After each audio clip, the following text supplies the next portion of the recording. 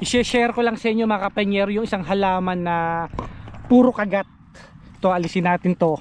Alisin muna natin tong pinaka-cover niya.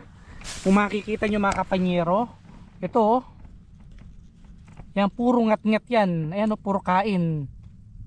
Ito yung sinasabi ko na nung umalis ako rito ng November, ito yung nakita ko na puro kagat. Kaya nga gumawa ako ng mga ganito para proteksyonan.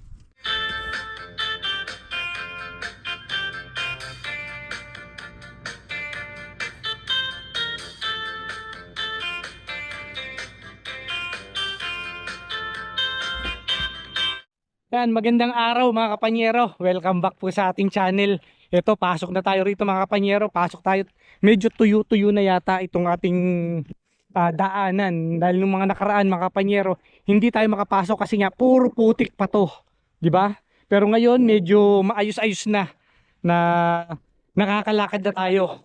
Kung makikita nyo kasi kahit na ito, akala nyo walang snow, pero putik yung ilalim ng mga nakaraan dahil nga nagtutunawan pa lang.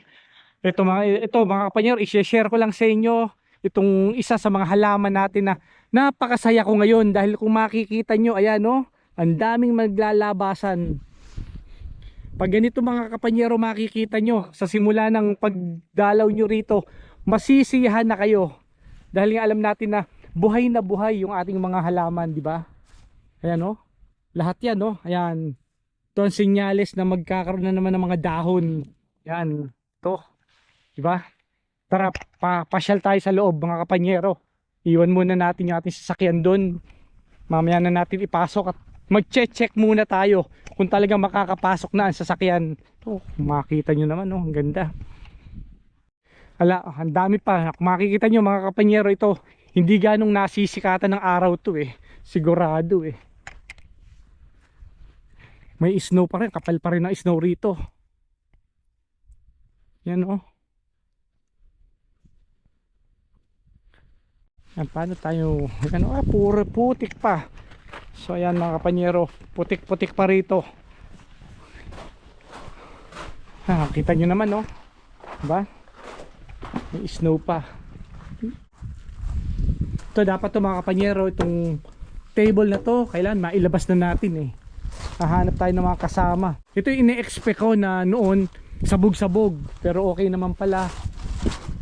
So ano to, oh, sa lakas ng hangin maaring may nasira tayong isa. Ito yan, nakakabit uli natin. Naputol ba? Oo, putol. Naputol na siya. Ayan oh, dito nakakabit yan papunta rito. Pero ito aalisin natin tong lugar na to eh. Na-share ko lang sa inyo. Kita nyo naman ang ating mga lilinisin sa mga susunod na panahon. Ayan, yung mga aso nila rito. Grabe, puro putik pa. Ayan, ito yung mga susunod nating project, diba? Siyempre titignan muna natin dito yung mga halaman natin dahil ito yung pinaka-importante rito. Ayan oh, itong ating fire pit. Ito okay pa naman. Ayan, may mga naglalabasan, may mga namumunga na siya. Ayan oh, makikita nyo ang dami.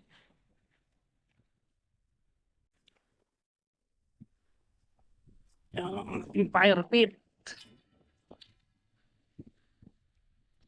kung makikita nyo itong mga pula na yan mga kapanyero, ito yung ano, ito yung sinasabi kung saan natin kinuha itong mga kahoy na yan. Doon sa Ceiba Beach na pinuntahan nating lake, doon ko nakuha yan. Meron nagputol ng ano, may mga nagputol ng puno tapos doon nila inilalagay kasi. Dito sa area ng fruit bearing trees natin, putik pa, pambihira.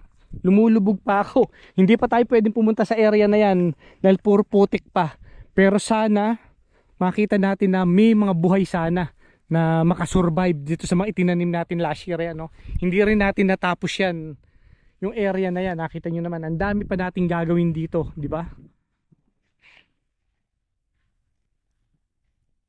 Pero ang importante, may mga nakita na tayo mga buhay na halaman. Yun ang pinaka-importante rito sa pagpasyal natin dito. Pero ano, ang hirap pang maggagalaw rito dahil puro putik pa. Hindi pa tayo pwedeng magano ano, isbuhay, di ba? Ito pa yung ito yung unang-unang design natin, di ba? Itong archery na to. Pero i-repair na rin natin to dahil sa lakas ng hangin dito. Kung makita nyo, babagsak na. Kung natatandaan nyo mga kapanyero yung yung Habitat for Humanity, yung mga kahoy na to, doon ko kinuha. Ay, ang hirap. Ang hirap, Ay, nakita nyo naman, marami pa tayong mga kahoy-kahoy dyan. Makikita nyo yung mga puno natin dyan.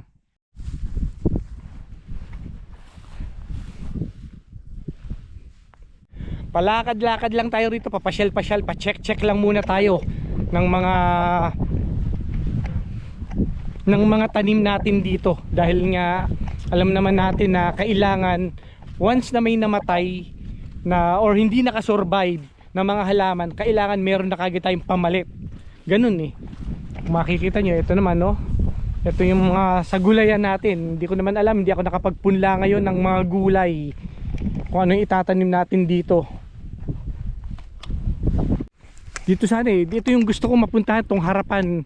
Itong harapan kasi na to, ang isa sa mga kailangan nating malagyan ng halaman, itong lugar na to.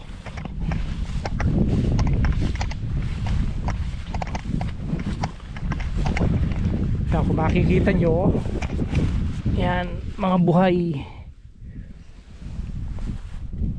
Ang nakakapagtaka lang kasi, yun nga, yung harapan natin na yun, sabay-sabayan na naglagay ako ng tanim. Pero yun lang ang lumaki ng ganun. Na mataas pa sa akin, na halos doble ko na ang taas. Pero ito na, kung makikita nyo yung mga kasabayan, ang liliit, di ba? Hanggang bewang lang, hanggang tuhod. Yan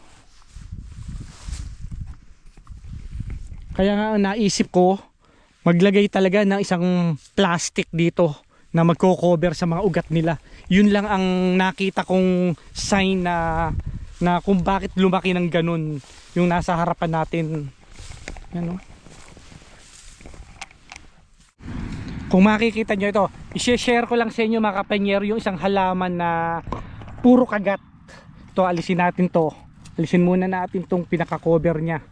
Kung makikita nyo mga kapanyero, ito yan, puro ngat-ngat yan. Ayan puro kain.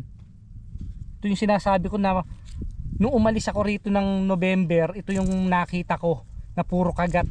Kaya nga gumawa ako ng mga ganito para proteksyonan. Yan, so makikita natin mga kapanyero tong taon na to kung magkakaroon pa rin ba ng mga kagat na ganyan, kung saan ang gagaling yung mga kagat na yun, di ba? Kaya nga naisipan ko na maglagay ng ganito para maproteksyonan natin yung mga halaman. Ito lang ang paraan para para maproteksyonan natin. Kaya ito mga kapanyero, itong hilera na to, lahat yan meron ng ginawa ko yan nung nakaraang taon, nakapaglagay tayo. Yan Kung makikita nyo mga kapanyero yung sa kabila na iba-ibang kulay, naglagay na rin sila dyan ng para sa yan, yung mga beehive, yung mga yan, para makapag-produce ng honey. Dahil nga dito, ang daming merong ganyan dito. Dito ako nakakakuha ng magagandang klase ng honey na yung hindi kagad natutunaw sa tubig. Ganun para malaman nyo kung original ba or magandang klaseng honey yung mabibili nyo. Kumuha lang kayo ng konting honey, tas ibabad nyo sa tubig. Pagka hindi kagad siya nalusaw, yun ang talagang pure honey.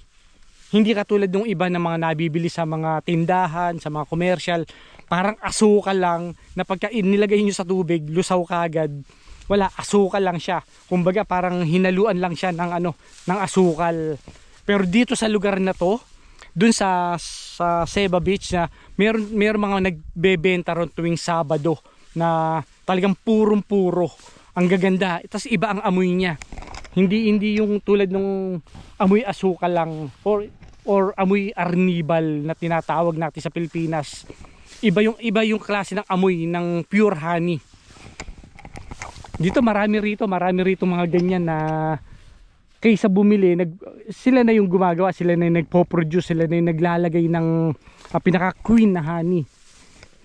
Kung makikita nyo, ito yung mga senyales na magaganda ang tubo pagka mga naglabasan yung mga bunga na yan.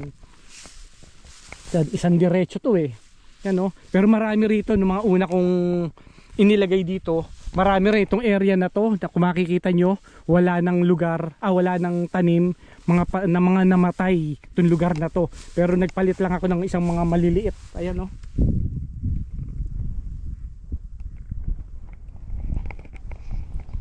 Pero ang susunod nating i-check kasi yung lugar na to yung papunta doon sa dulo. Doon tayo maglalagay ng mga magko-cover tayo ng mga plastic, di ba? Baka sakaling yun ang yun ang tingnan natin tong taon na to. Isa sa mga major project natin dito sa farm.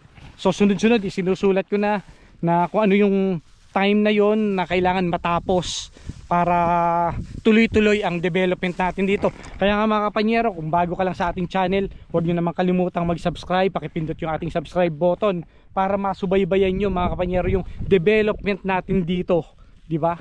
Ito, excited na ako rito Kung makikita nyo ito, bakit wala ano to? Dito walang tanim. Ito na yung susunod na layer. Ito yan, isang diretso. Ito hanggang doon mga kapanyero, medyo nabuhay. Ito, isang diretso. Ito, medyo maliliit pa rito. Hindi baling maliliit, basta't buhay. Yun ang pinaka-importante. So dalawang layer to. Ito yung unang layer ng pine tree. Ito yung sumunod. Tapos ayan pa yung susunod na layer. Kaya nga, ang ganda nito pagka taon-taon, lumaki ng lumaki, na-develop na na-develop. Continuous ang pagkabuhay, walang namamatay. Yun ang maganda, di ba?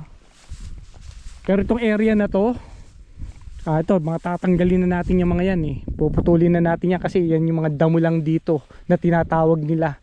Pero saka na yan, kaya mo na makakapagbigay lilim din yan sa mga susunod na panahon. Yan, no?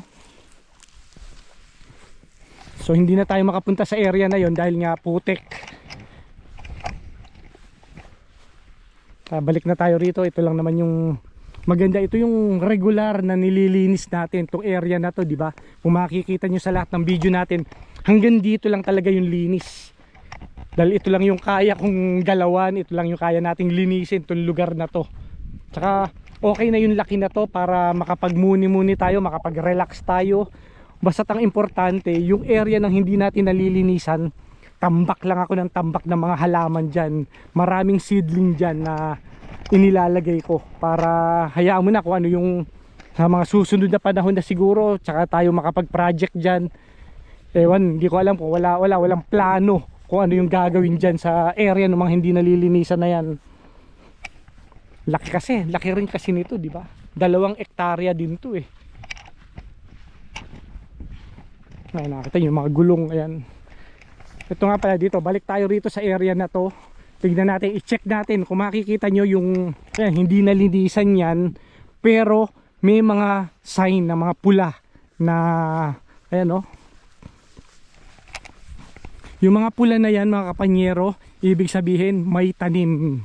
Marami yan tignan natin, kukoberan na rin natin to sa mga susunod nating ayan maliliit lang siya yan. Nung mga nung mga nakaraan taon, pag naglakad ako rito, natatapakan ko.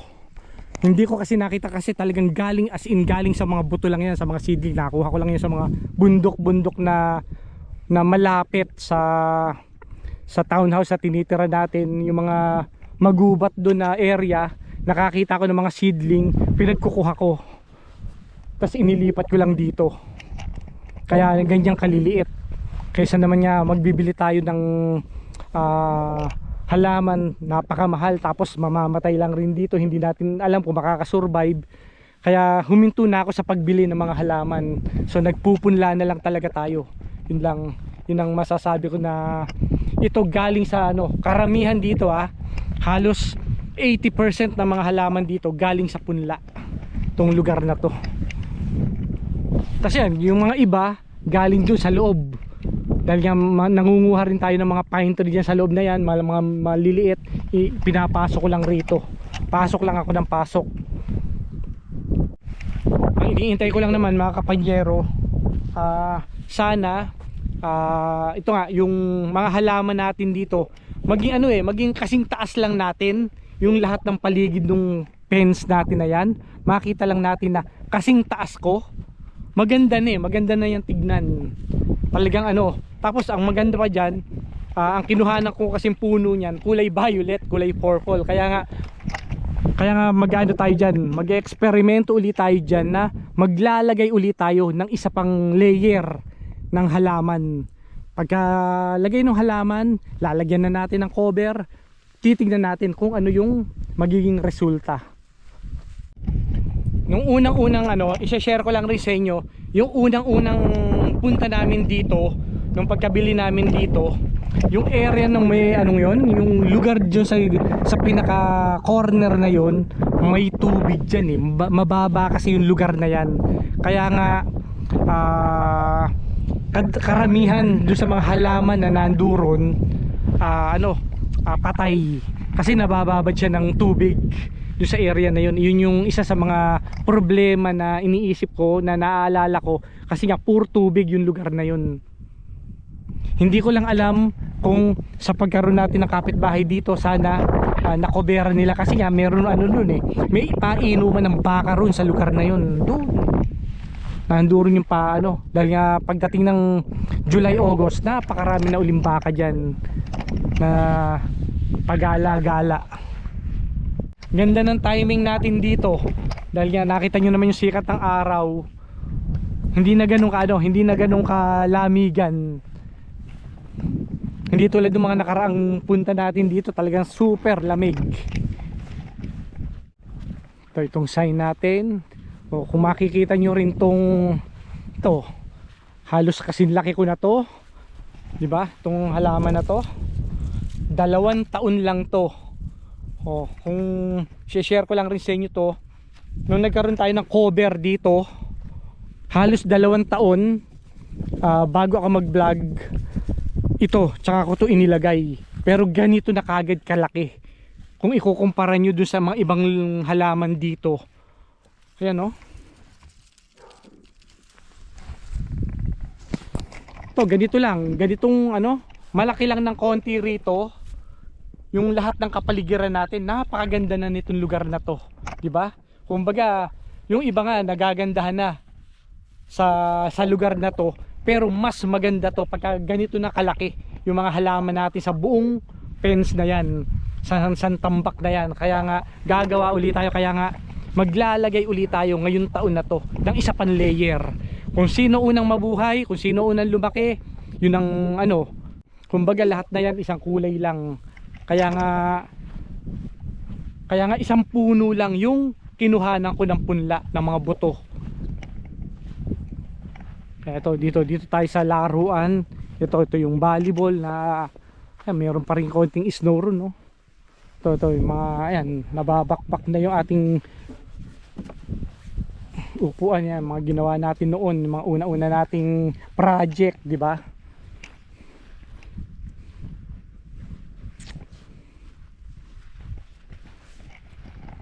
Kaya mga kapanyero, alis na tayo.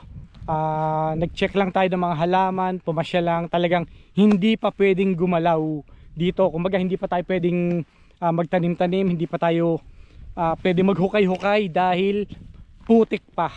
Kaya mga kapanyero, maraming salamat. Hanggang sa muli.